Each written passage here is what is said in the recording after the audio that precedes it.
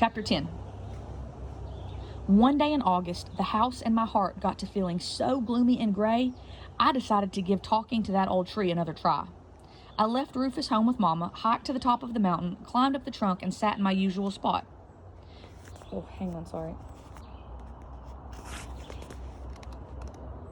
I don't mean to complain, and I don't want to whine, but Mama's not Mama, and Daddy's not Daddy, and I miss them. I miss the life we used to have. And I am so lonely, I told the tree. I closed my eyes and rested my head on the warm, smooth branch next to me. I felt tireder than tired, so I was happy to just sit there for quite a while. The sun was shining on my back, and the wind brushed my cheek like fingers. Then the hair on my arms and the back of my neck stood straight up and tingled, so I knew something was coming. And I heard that voice that isn't an out loud voice, but you can still listen to it, just not with your ears. You have to hear it inside. Slow like sleep, quiet like night, it whispered. It will be all right. And that was all. There was a warm ball in my belly, and the warmth spread through me, so I was heated from the inside out. Every bit of me got peaceful and warm and sure, and I forgot everything except for that feeling of being so sure.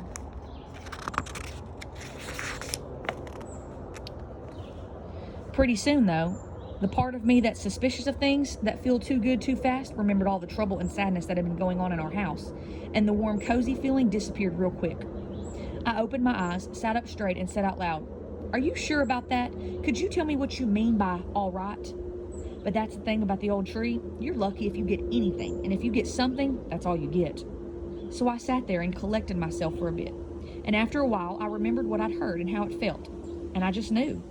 I climbed down, and when I got back to the ground, I leaned up against the tree, put my face right into its old white trunk, and said, "Thank you."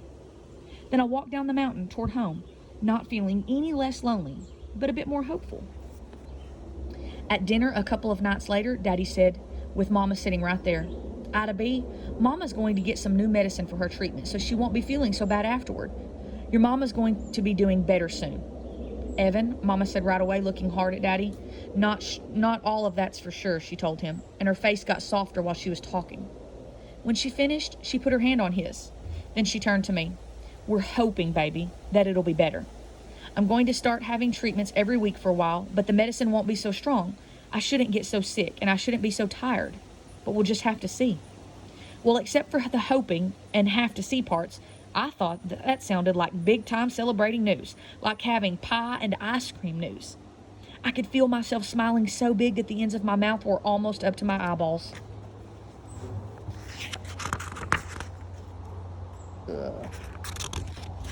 But Mama and Daddy just had little smiles, where your mouth curves up in the middle but only halfway. I couldn't understand why we all weren't skipping the main course and heading right for dessert. Super windy, sorry. "That's good news, isn't it?" "It's good news, Ida B," Mama said. "So what's the problem? Why aren't we celebrating?" I asked. But I got the same old answer. "Oh, Ida B, that didn't tell me anything except I better quit right there because I wasn't going to get anything else." And I was grateful for a half-happiness in a house that had been so full of sadness, so I let it be. The brook, as you know, is much more talkative than the old tree. I would even say it's chatty. The next morning I ran over to the brook, and before it could start babbling, I told it, "Hey, Mama's going to get better, and pretty soon everything's going to be just the way it was." But the brook didn't say anything back. So I told it again, even louder. I said, "Mama is getting better, and good times are just around the corner."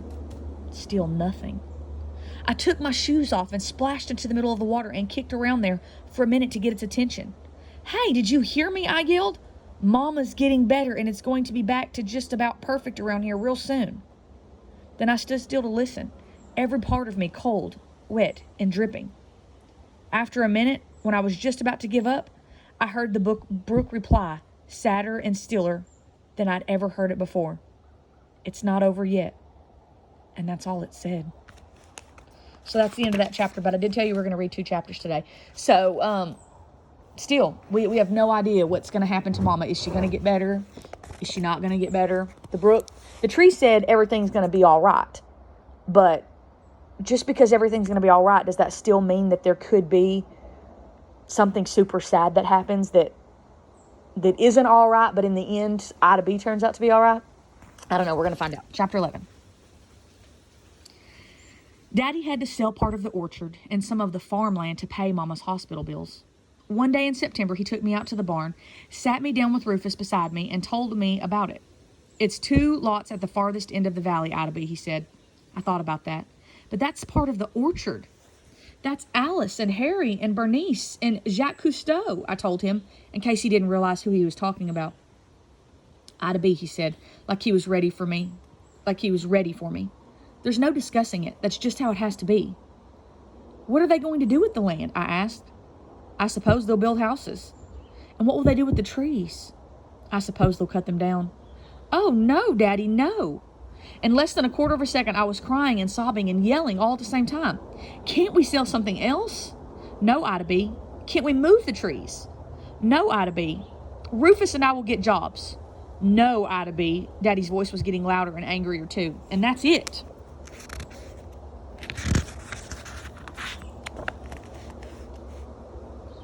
Now, I have to admit that, at this point, I was not getting any calmer. And what about the brook and the mountain and the rest of the valley? They don't get to build there or play there or anything else, right? Well, Daddy said, the brook and the mountain and the rest of the valley won't be on their property, but I'd like us to be friendly and share what we have. No, Daddy, just no, I yelled, and I crossed my arms and shook my head back and forth with my eyes closed, my pigtails snapping in the air like whips.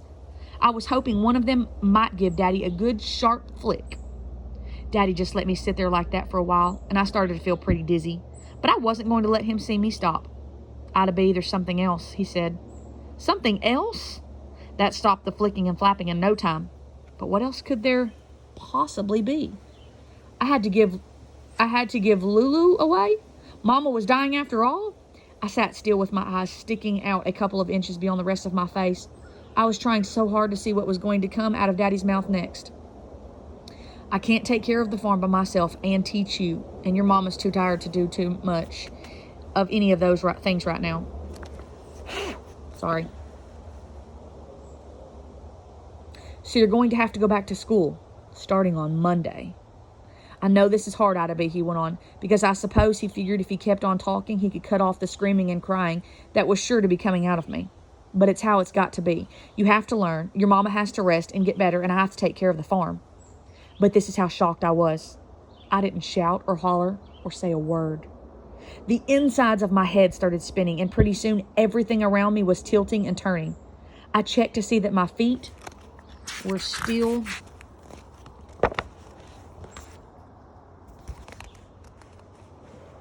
setting on the floor because I felt like I was falling down a hole that had opened up right underneath me.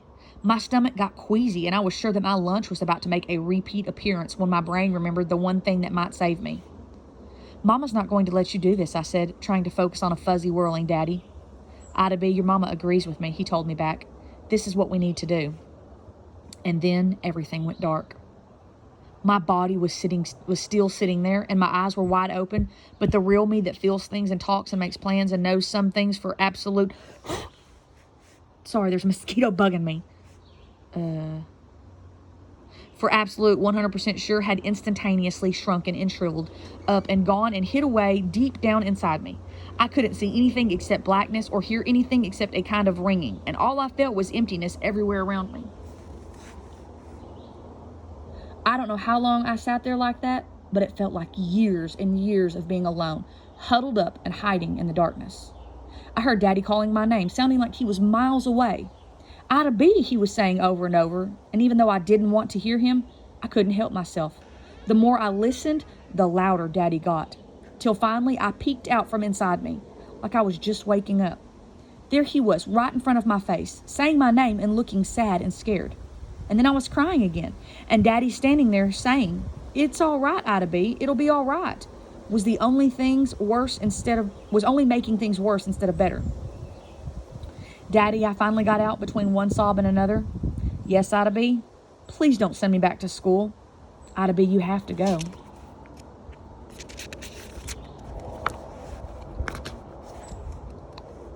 But Daddy, I don't need to go to school, I pleaded. I'll teach myself. I'll use the books and I'll teach myself. I promise I was willing to memorize every boring fact about Canada or any nation he wanted in the northern or southern hemispheres. You need to be with other kids instead of moping around here all day. Daddy was losing any sign of sadness or sympathy His voice was getting louder and harder, and he was not budging. I don't want other kids. I just want you and Mama to be here. Please, Daddy, please. Well, I'll confess to you that at this point, I was not just begging with my words. I was on my knees on the floor, with my hands clenched and lifted up to him, the way people look in pictures when they're pleading for mercy. But this Daddy was merciless. Ida B, that's enough, he shouted, and the sound of his voice filled the whole barn. As soon as Daddy started yelling, my voice jumped back down my throat and my whole body froze up. Rufus was so scared he shot up like a bolt of lightning had run right through him. He went tearing out of the barn and was gone before Daddy's words were done bouncing off the walls. Even Daddy looked surprised. His eyes got big and then he closed them tight. He put his hands to his forehead and left them there for a minute, then dragged them across his head till they grabbed each other at the back of it. He let out a big breath like he'd been holding it in forever, and the barn was still. With his eyes closed and his head bent down, Daddy told the floor, Mama's sick and I'm busy, and you're going to school on Monday, and that's how it's going to be. Then he turned around, walked out of the barn, and went back to the fields like nothing had happened. Okay, that's the end of that one. Whew.